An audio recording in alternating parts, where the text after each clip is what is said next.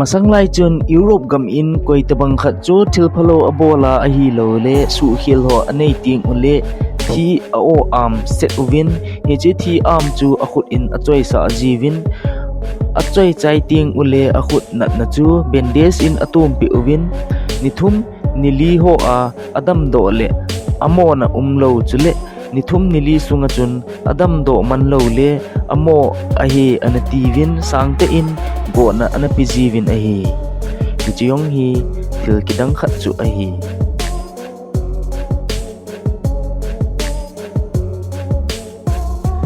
Mexico gamahin no may khat ana in amin hi Julia Pastrana ahin lasa theme stage performer khat zong a hi hinda leisi na mi hoi mo pen in zong akihen 1834 kum in anaping in ata sa pompi hi amul ngen ahin sa ho banga ahi 25 March 1863 kum achun Moscow Russian Empire in anathiin ama hi dear woman the eighth woman the nondescript tin zong akihekit in ahi hibanga ahoy mo jingwang in pasal ananezin sa pasal khat anahingin ahi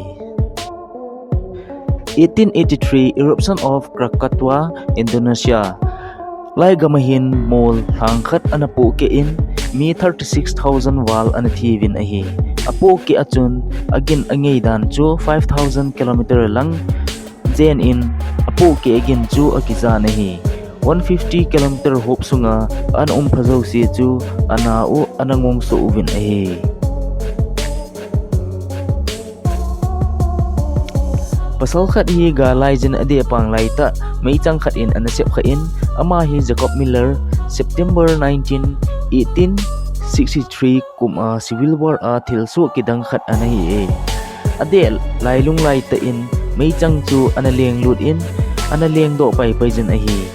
galboy chuto ahi le aloy ho chun ahing ding in anige lo je u chun anadon se po we hin la ha sa ta in achang in ong su cha in amahon jong hospital in anapui juve surgeon pa chun akisu kha ana chu avel le amahon jong ahing ding in anata san kit povin hin la wang phat ta in Jacob hi 88 kumjen anahing in ahe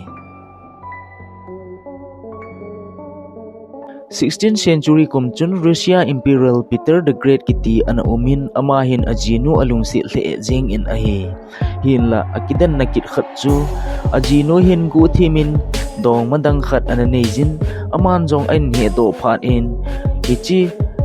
ajinun akingai pipa pasal pa chu alol in anatan in lim et ti chu miral maizin anakoi pi in ajino chun jingka ni hla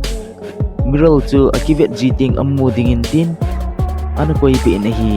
ajino chun asata a hichi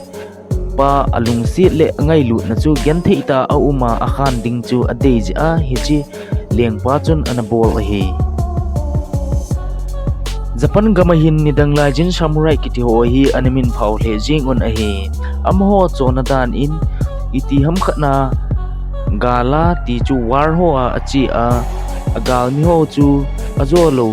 khau a hi le ama achim chawa chun anakitha jivin a hi